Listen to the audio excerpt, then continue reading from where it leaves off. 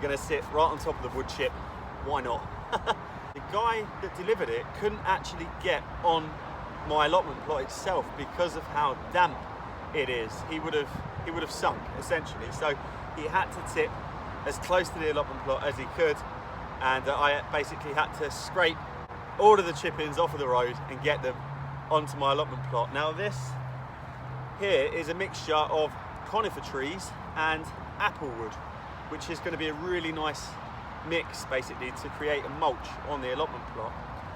There's a few facts I'd like to share with you guys about wood chip, and one of the more common myths about using this stuff on a bed where you do intend to grow your own food. So I'm going to start by spreading this around the allotment plot, and I'll have a little chat with you while I go, really.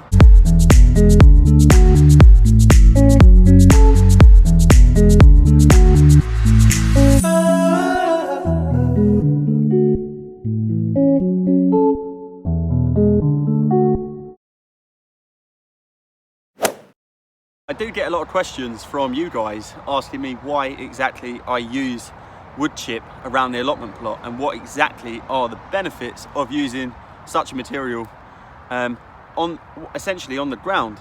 You can of course use wood chips in a bed, and it's a common myth that using any wood chips on a bed that you intend to grow crops will turn the soil acidic. Now, first off, obviously if you're using something like pine or conifer, it is going to be quite acidic, but as it breaks down, the acidity levels reduce. As long as you don't dig this stuff in straight away, you should be absolutely fine, and in turn you'll be creating a bed that's richer essentially in everything your plants need to grow well. Now, the main reason I use this stuff on the ground is weed control.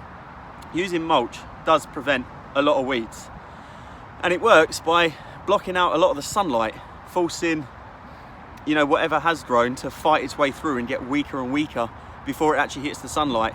And by mulching, you can dramatically reduce the number of weeds you might have on an allotment plot. Using wood chip actually maximizes soil nutrients by reducing the amount of rainwater getting through to the soil, which would ordinarily wash away the nutrients that's already there. So by using wood chips, it really will benefit your growing environment, your bed, or even a pot. If you're growing in a pot and you put a small amount on the top, let them start to break down and then dig them in. Another reason why I like to use wood chips on the allotment plot, and more specifically in the beds, which I'm going to be doing this year, what with not living around the corner anymore, we are going to need to try and create a bit of a waterless allotment plot here. So by using the wood chips, it will actually retain a lot of the moisture that's already in the bed or on the ground, which basically prevents the water from evaporating. So the plants retain more moisture. So you'll end up with healthier plants, even if you can't get down as regularly to water. It also prevents soil erosion, helps to encourage earthworms, which is obviously a bonus, and it also prevents frost heaving. Now, for those of you who don't know what that is, it basically just relates to when the ground starts to freeze and contract and then defrost, it can basically force your plants or your shrubs out of the ground a few inches, meaning that you're going to need to keep topping it up or basically bury them a little bit deeper. And if you miss them, they can of course die off, having that much root exposed. The number one reason to use wood chips on an allotment plot is because it makes the gardens look outstanding. I'm going to continue working my way through the wood chips now. I'm probably going to aim to mulch plot number 1. I really need to give this place a name. I don't like the idea of calling it plot number 1 and plot number 2 because it's one garden that we've created here. So there's an idea for you guys. If you can think of a name that I could call these, put it in the comments and let me know, and I'll choose one. But for now, we are going to just call it plot 1. I think I'm going to just mulch as much as that as possible because I want quite a thick layer to get the maximum benefit from wood chip or any kind of mulch. You need to be quite generous with it. So you need to be about, I'd say, if you're doing it directly on the ground, about 4 inches, if at all possible. So I don't want to start spreading this just loosely, trying to get as much ground cover as possible, because it's not going to be as beneficial if I'd have just put what's here in, say, a quarter of the garden. So yeah, I'm going to continue working and see how much of that I can basically do with what I've got. I was very lucky getting this load. I was actually planning on going fishing yesterday, and Kelly had already put a post out, and within 12 hours we've got 2 loads. Well, one's just been delivered today, as you've seen, and another one is due to be delivered in a few days' time. So today is New Year's Eve, and I am going to be staying the night, not here. I'm with Kelly. Kelly's round at her mum's, and we're going to have probably a quiet drink later on, celebrate, you know, along with everybody else. Around midnight is usually the time, and then back here in the morning to continue work. I've got loads of projects lined up, guys. I know a lot of you are eager to see the shed build. It's on the cards, and you know, I've got 9 mugs left, guys. You guys have been buying the Digging for Dinner mugs and the merch. I've still got merch left. Anything I make and all of what I make will go into a pot for the shed.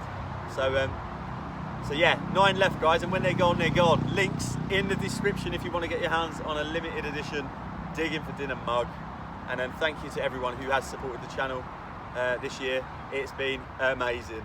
But the shed project is definitely something we are going to be doing, whereas for now it is still winter, so we may as well get everywhere mulched, get it all looking nice and smart, and prevent a lot of the weeds that are probably going to grow in spring, let's be honest. So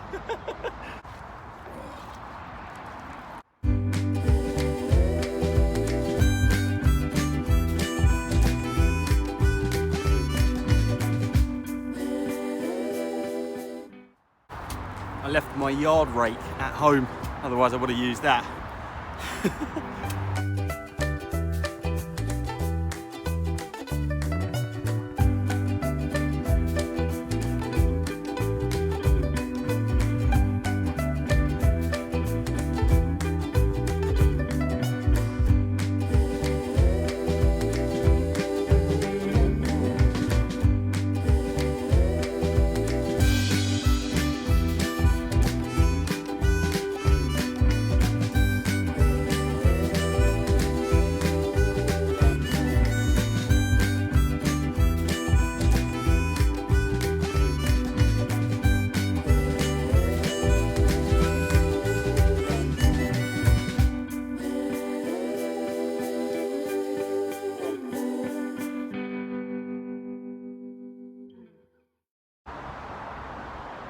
As I'm sure you would agree, those bark chimneys went a lot further than I thought they was going to. It's really easy to get carried away and start raking it to try and make them go further. You definitely don't want to be doing that. I've left some corners, one being in front of the shed door. I've not done that really thick because obviously you need to take into consideration opening and closing the door. And I have indeed buried my nautical slabs. I will retrieve them and place them on top.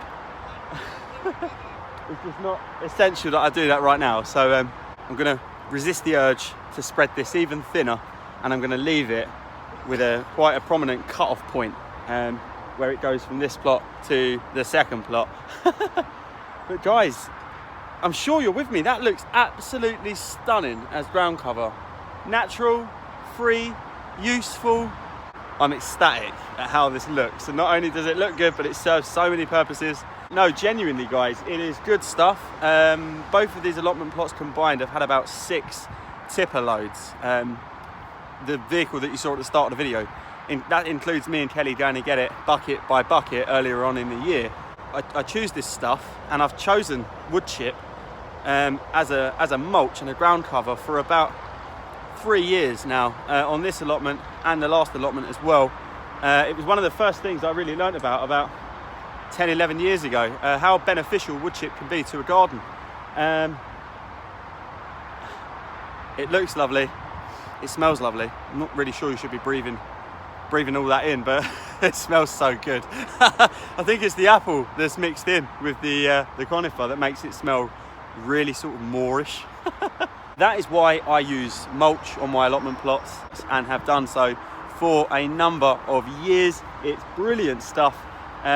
If you're wondering why it's not in the beds at the moment, it's because I need to top dress all of my raised beds with compost, manure, whatever I choose to put in there basically, and then the wood chip is going to be the final layer, and then I can just basically move it out the way to then, you know, plant something in there, and then just brush it all back to basically keep the moisture in, which I'm going to need to do. So that's still going to be the plan, guys, going forward into the new year, going forward from tomorrow, which is going to be New Year's Day, is to get these allotment plots,